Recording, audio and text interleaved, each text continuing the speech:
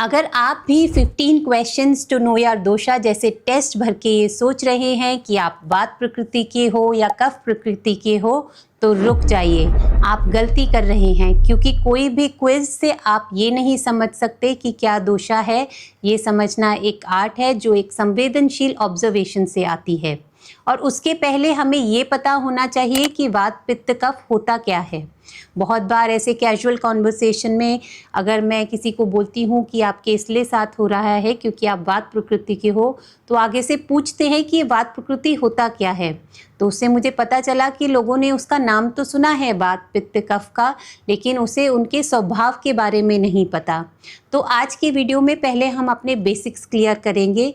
हम वात पित्त कफ का असली अर्थ समझेंगे और कैसे उनकी गहन समझ हो सकती है ये जानेंगे।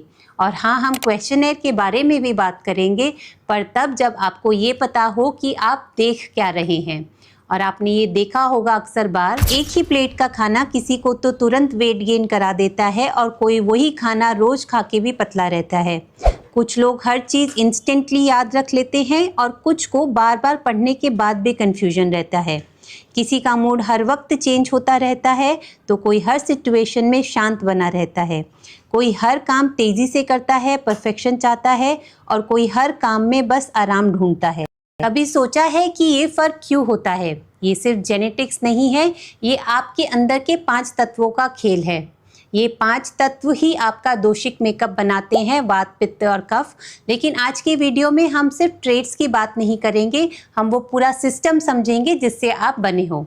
इस दुनिया में हर चीज़, चाहे वो एक टेबल हो, चेयर हो, आपके कपड़े हो या फिर आप खुद हो, इन 5 तत्वों से बने हैं। ये 5 तत्व हैं पृथ्वी, जल, अग्नि, वायु और आकाश। जैसे पृथ्वी हमारी हड्डियाँ, हमारी बॉडी का स्ट्रक्चर बनाती हैं एक सॉलिड बेस।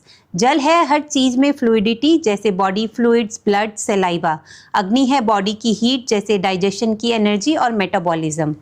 वायु है हर मूवमेंट के लिए, जैसे हमारे थॉट्स, हमारी ब्रीदिंग, पल्स, सब इसी से है। आकाश है वो खाली जगह, जैसे हमारी बॉडी कैविटीज़, ईयर्स या जहाँ पर भी खाली स्पेस होती है। पर हर किसी में ये तत्व अलग अलग अनुपात में होते हैं। कोई आकाश और वायु से भरा होता है और किसी में अग्नि ज़्यादा होती है, तो किसी में पृथ्वी और जल की ठंडक होती है। और जब ये तत्व एक फोर्स बना लेते हैं तो हम उसे कहते हैं वात पित्त और कफ। जब हम कहते हैं कि हर दोष किसी तत्व का संग्रह है, तब उसका मतलब सिर्फ मिलाना नहीं है, उस तत्व के गुण भी उस दोष में प्राकृत होते हैं।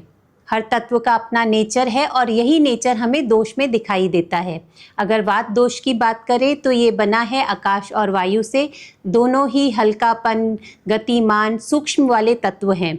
इसीलिए आप देखेंगे तो वात दोष ड्राई, लाइट, कोल्ड और चंचल होता है।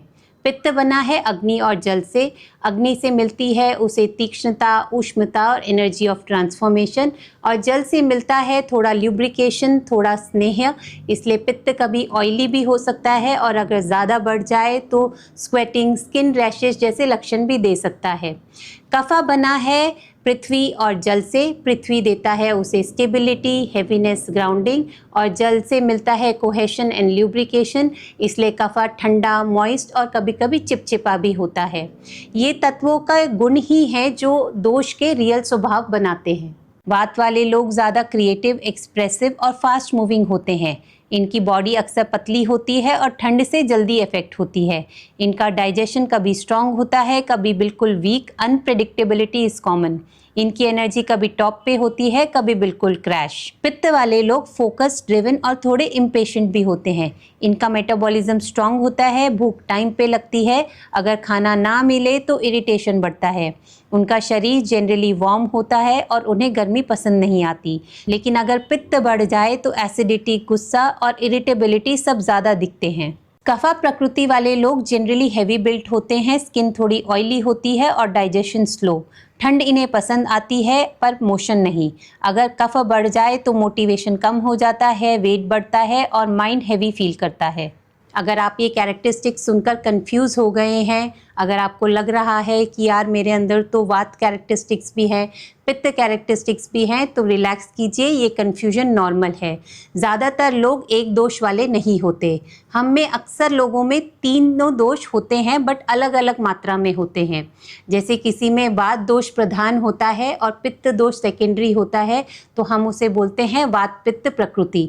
वैसे ही होता है कफ पित्त प्रकृति या वात कफ प्रकृति। कुछ लोग रेयर होते हैं जिनमें तीनों दोष इक्वल मात्रा में होते हैं, या फिर कोई एक ही दोष 100% डोमिनेंट होता है, ये लोग रेयर हैं। फॉर एग्जाम्पल, हर पेंटिंग में 3 बेसिक कलर होते हैं, रेड, ब्लू और येलो। बट किसी पेंटिंग में रेड ज़्यादा होता है तो किसी पेंटिंग में ब्लू ज़्यादा होता है।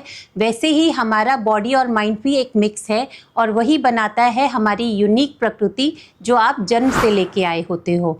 आपका एनर्जी पैटर्न, आपका बॉडी स्ट्रक्चर, आपका थिंकिंग स्टाइल सब प्रकृति से आता है। बट हम हर टाइम अपनी प्रकृति के हिसाब से नहीं चल रहे होते हैं।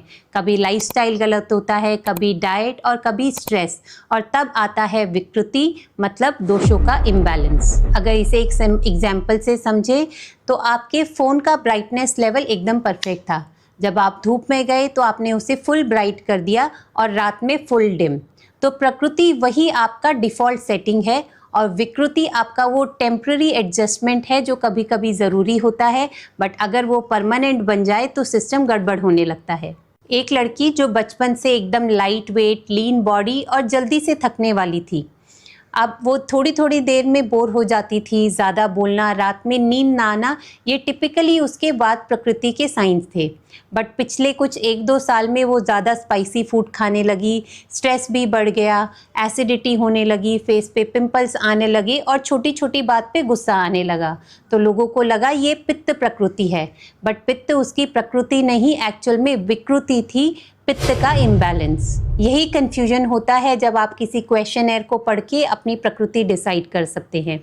कई लोग अपने आइडियल सेल्फ के बेसिस पे आंसर करते हैं, तो कई लोग उस क्षण क्या फील हो रहा है उसके बेसिस पे आंसर करते हैं।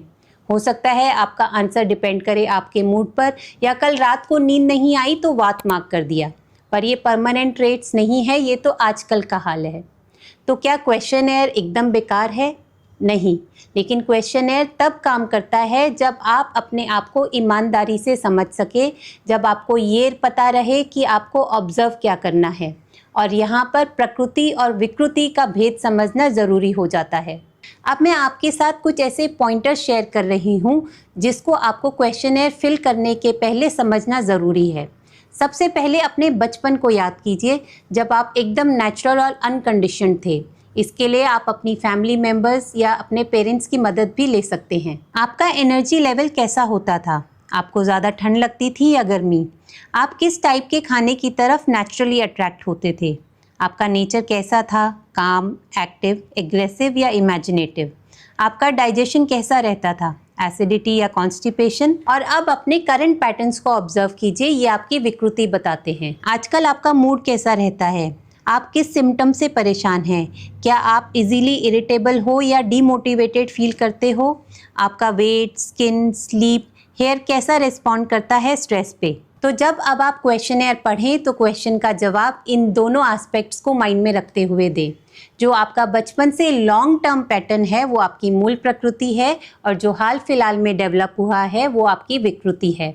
अब जब आपने इन दोनों एस्पेक्ट्स को समझ लिया है तो आप अपनी प्रकृति क्वेश्चनर के साथ इत्मीनान से बैठकर उसे फिल कर सकते हैं और अपनी प्रकृति को समझ सकते हैं। अगर आपको क्वेश्चनर्स चाहिए तो हमें कमेंट्स में बताएं, हम आपके साथ ज़रूर शेयर करेंगे।